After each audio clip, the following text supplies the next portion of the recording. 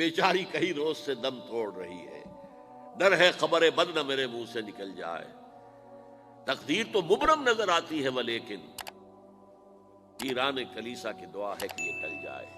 تو پہلی بات میری ختم ہوئی، عالمی نظام خلافت دنیا کی تقدیر مبرم ہے، ہو کر رہے گی، اس میں کسی صاحب ایمان کو کوئی شک، کوئی شبہ، کوئی ریب نہیں ہونا چاہیے۔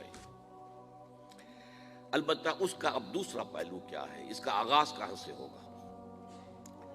پہلی بات تو یہ، ہمارے بعض لوگوں کے ذہنوں میں، سادہ دل لوگ وہ سمجھتے ہیں کہ پوری دنیا میں ایک ہی دفعہ آ جانی چاہیے۔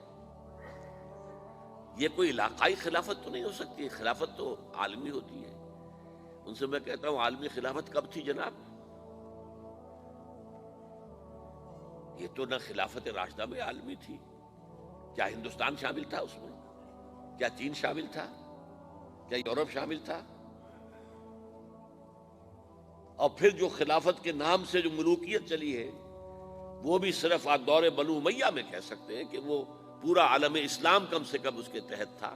بعد میں خلافت عباس، بنو عباس میں، اور فاطمیین کی خلافت میں، اور آل عثمان جو ہیں آٹومان ٹرکس کی خلافت میں ٹکڑے تھے، حصے بکھرے تھے، کوئی مانتا تھا کوئی نہیں مانتا تھا۔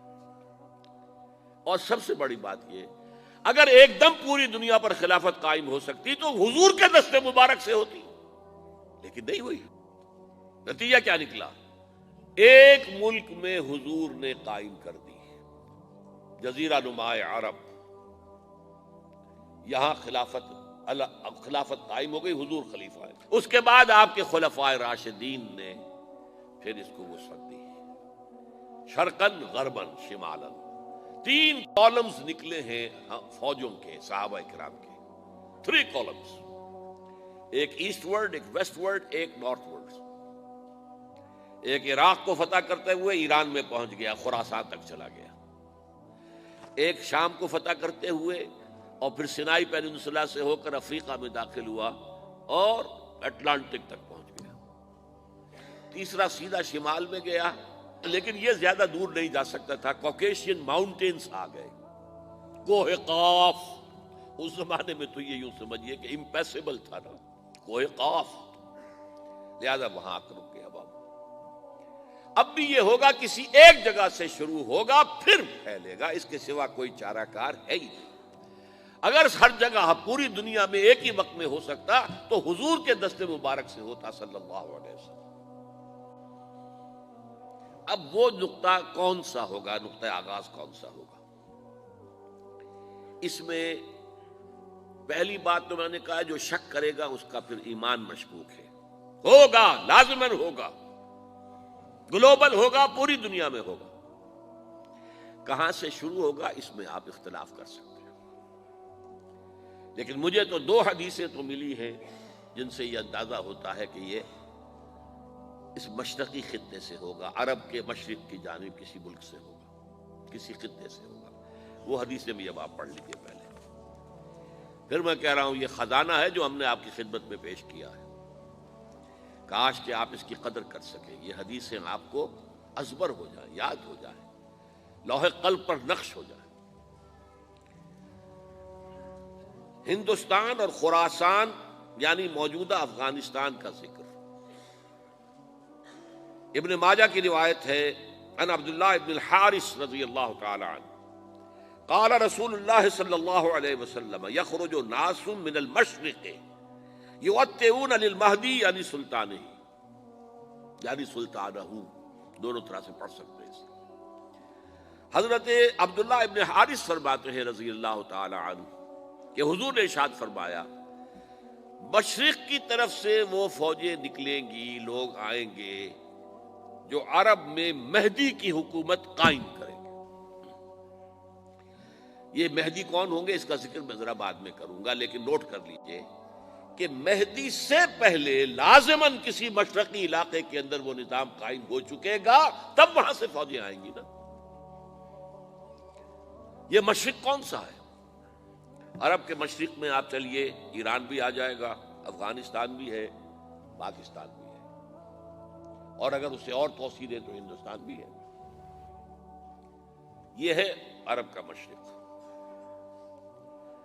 اس سے فوجیں جائیں گی۔ اس کا کیا مطلب ہے کہ اس میں سے کسی جگہ پر نظام خلافت پہلے قائم ہو جائے گا، تاکہ وہاں سے فوجیں جائیں گی جو جزیرہ نما عرب میں حضرت مہدی کی حکومت کو قائم کریں گی۔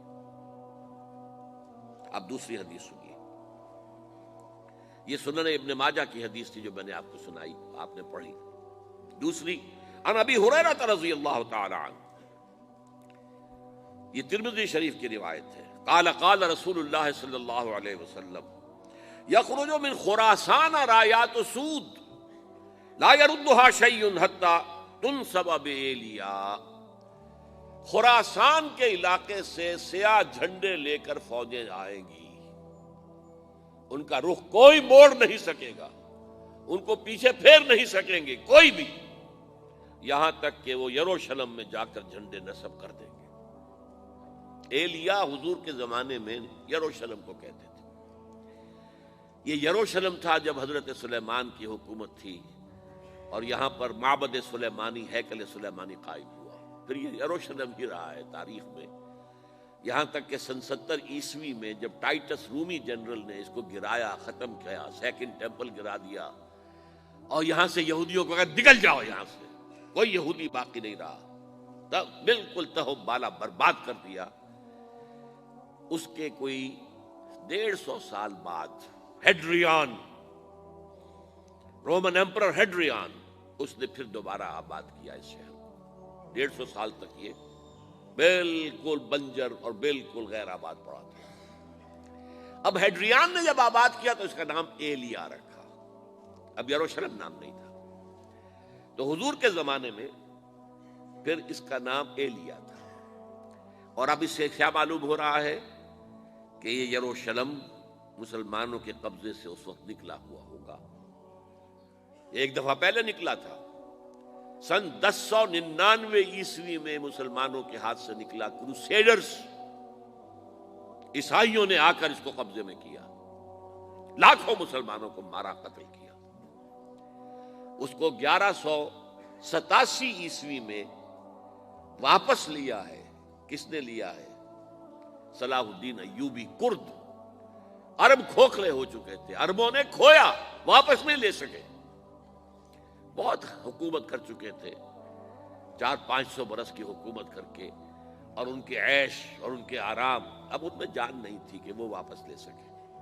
واپس لینے والا گرم کرد خون تھا، صلاح الدین ایوبی۔ تو گویا کہ اب آپ سمجھئے کہ 88 برس تک عیسائیوں کا قبضہ رہا یروشلم پر۔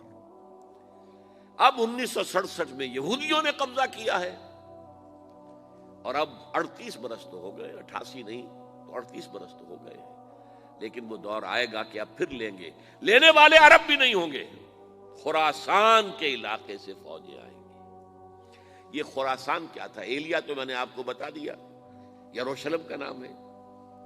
خراسان اس زمانے میں ایک بہت بڑے ملک کو کہتے تھے، کچھ حصہ پاکستان کا بھی اس میں شامل ہے، کچھ حصہ ایران کا بھی ہے، ایران کے اس حصے کو اب بھی خراسان کہتے ہیں، وہ ایک صوبہ ہے، خراسان ایک صوبہ ہے ایران کا چھوٹا سا۔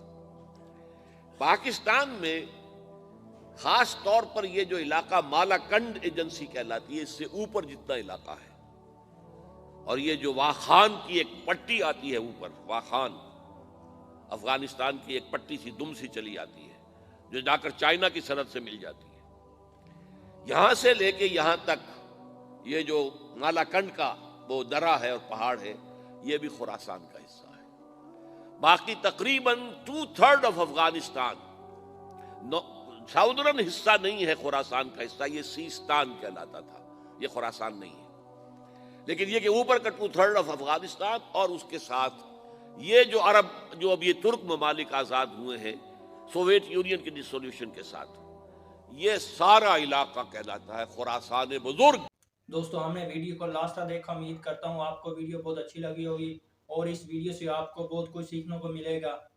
دوستو ابھی تک آپ نے میرے چینل کو سبسکرائب نہیں کیا تو سبسکرائب کر لیجئے گا، اور کمنٹ سیکشن میں اپنی رائے کا اظہار کیجئے گا۔